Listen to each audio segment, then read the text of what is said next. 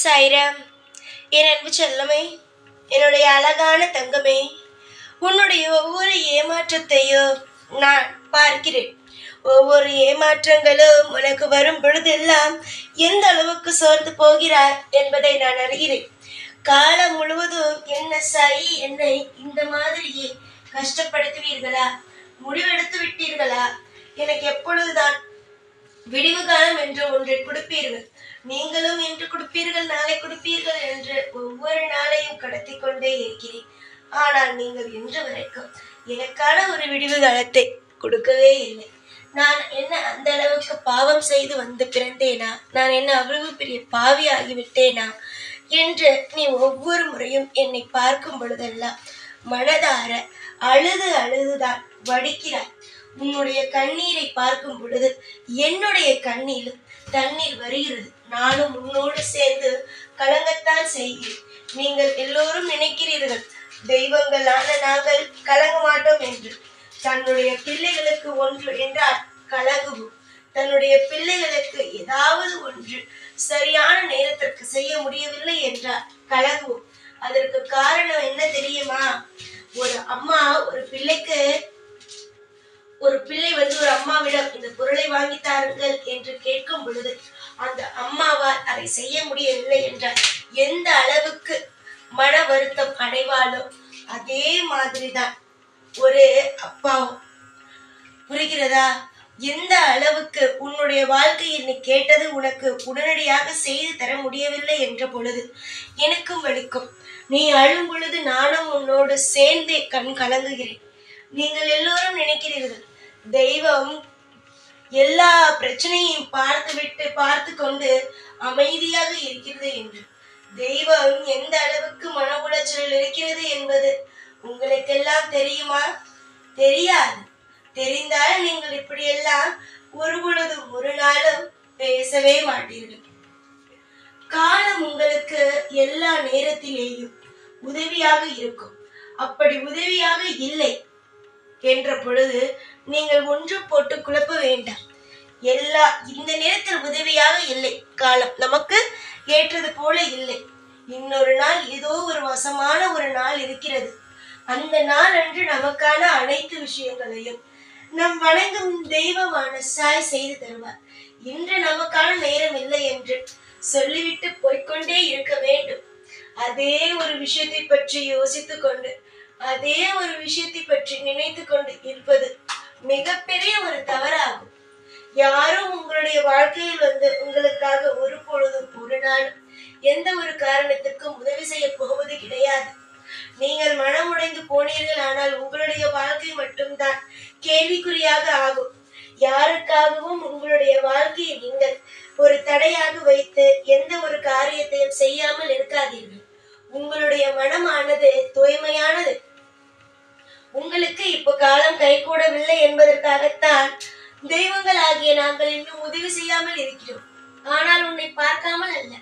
நீ எங்க போனாலும் உனது கண்ணுக்கு தெரிகிறேன், நீ எங்கு நின்றாலும் உனக்கு நான் காட்சி தருகிறேன் என்ற பொழுது நீ எந்த அளவுக்கு தெய்வத்திற்கு நெருக்கமான பிள்ளையாக இருக்கிறாய் என்று பார். காசு பணமானது இன்று வரும் நாளை போகும்.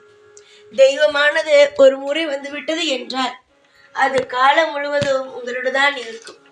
சரியா? காசு பணத்தை எல்லாம் வைத்து இதுதான் நடக்குமோ அதுதான் நடக்குமோ என்று நினைக்காதீர்கள். யாருக்கு வேண்டுமானாலும் எப்ப வேண்டுமானாலும் எந்த ஒரு விஷயம் வேண்டுமானாலும் நடக்கும். பணம் திடீரென்று வரும். பணமானது திடீரென்று செலவாகும். திடீரென்று சேமிப்பில் சேர்க்கப்படும். இது எல்லாமே அவனுக்கு குறித்த நேரத்தில் நடக்கும். இப்பொழுது நீ நினைக்கிறாய் எனக்கேன் இவ்வளவு மன உளைச்சல் என்று. இந்த மன உளைச்சல் எல்லாமே உன்னுடைய வாழ்க்கையை செதுக்குவதற்காக தான். உன்னுடைய வாழ்க்கையில் உன்னை நான் செதுக்குவேன். உன்னை நான் சொல்ல போனால் செதுக்கி விட்டேன் என்று தான் சொல்ல வேண்டும். யார் யார் எப்படி யாருக்கு உதவி செய்ய வேண்டும், எந்த ஒரு விஷயத்தில் யாருக்கு உதவி செய்தால் அது நமக்கு திரும்ப கிடைக்கும், யாருக்கு உதவி செய்யவில்லை என்றால் அது நஷ்டம், யாருக்கு உதவி செய்தால் அது திரும்ப கிடைக்காது என்று எல்லாவற்றையும் சமீப காலத்தில் நீ தெரிந்து கொண்டாய். காரணம் அவர்களுடைய நடவடிக்கை அப்படி. யாரெல்லாம் நீ நம்பினாயோ அவர்கள்தான் எப்படி என்பது இந்த கஷ்டம் உனக்கு புரிய வைத்தது. யாரையெல்லாம் நம்பாமல் இருந்தாயோ அவர்களையும் இந்த கஷ்டமானது புரிய வைத்தது.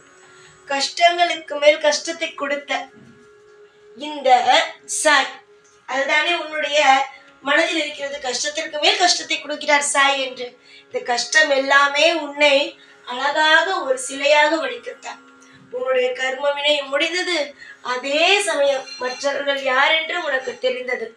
எல்லாரையும் உனக்கு புரிய வைத்தேன், எல்லாரையும் தெரிய வைத்தேன், எல்லா விஷயத்தையும் உனக்கு சொல்லிக் கொடுத்தேன். அப்படி இருக்கும் பொழுது நான் யார்? உனக்கு குரு. அதுதான் சாய்.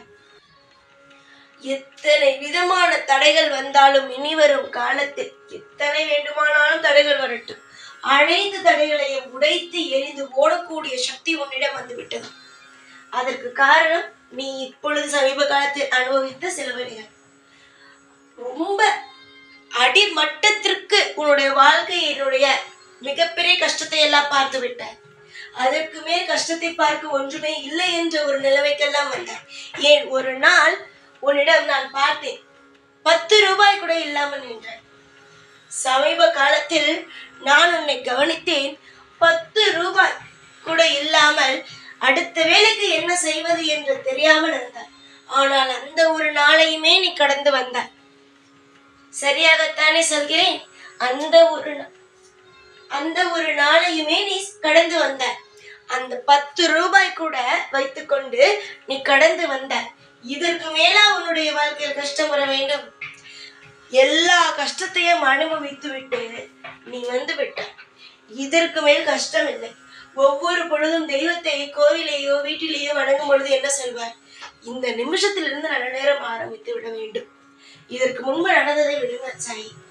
தெய்வமே, இதற்கு அப்புறம் இந்த நிமிஷம் நான் வருகிறேன், இந்த கோயிலுக்கு வருகிறேன், இப்பொழுது நான் வேண்டுகிறேன், இந்த நிமிஷத்திலிருந்து என்னுடைய வாழ்க்கை மாறிவிட வேண்டும். நான் கஷ்டப்பட்டது எல்லாம் மறக்கும் அளவுக்கு என்னுடைய வாழ்க்கையில் எல்லா விதத்திலும் ஒரு அற்புதம் நடக்க வேண்டும் என்று வேண்டுவாய் அல்லவா? அந்த வேண்டுதல் ஆனது உனக்கு நடக்க போகிறது. 10 ரூபாய் இல்லாமல் வாழ்ந்த உன்னுடைய கையில் 10 கோடி கூட உன்னிடம் இருக்கும். அந்த அளவுக்கான வசதியும் உனக்கு வரும். அதற்கான திறமையும் உன்னிடம் உள்ளது. திறமை இல்லாதவள், எப்பொழுதுமே இவளுக்கு திறமை இல்லை இல்லை என்று சொல்லிக்கொண்டு இருந்தவர்களுக்கு மத்தியில் ஒரு குடும்பத்தை நடத்த எவ்வளவு திறமை வேண்டுமோ, ஒரு வேலைக்கு போக எவ்வளவு திறமை வேண்டுமோ, ஒரு பணத்தை சேர்க்க எவ்வளவு திறமை வேண்டுமோ, அது எல்லாமே உன்னிடம் இருக்கிறது என்பதை நான் காட்டப் போகிறேன். 10 ரூபாய் இருந்த இடத்தில் 10 கோடியாக கூட இந்த சாயால் மாற்றி கொடுக்க முடியும். எதற்காக 10 ரூபாயை கொடுத்து உனக்கு கஷ்டப்படுத்தினேன் என்றால், உனக்கு இவ்வளவு பணம் வரப்போகிறது. இவ்வளவு பணத்தையும் நீ பெற்று ஒரு இடத்தில் நின்று வாழ போகிற. அதற்காகத்தான் 10 கோடி வரும் பொழுது யாரை நம்பலாம், யாரை நம்ப கூடாது, யார் கூட இருப்பா, யார் கூட இருக்க மாட்டா என்பதை நீ தெரிந்து கொள்ள வேண்டும் என்பதற்காக இப்பொழுது நீ எல்லாரையுமே தெரிந்து கொண்டாய், எல்லாரையுமே புரிந்து கொண்டாய். உன்னுடைய வாழ்க்கையில் உதவி செய்பவர்கள், உதவி செய்யாதவர்கள் யார் யார் என்பதை புரிந்து கொண்டு தெரிந்து கொண்டு வாழ்க்கையை நடத்த ஆரம்பித்து விட்டாய். இதற்கு மேல் என்னுடைய பிள்ளைக்கு நான் கொடுப்பது மட்டும்தான் சுமை தவிர வேறு எதுவுமே அல்ல.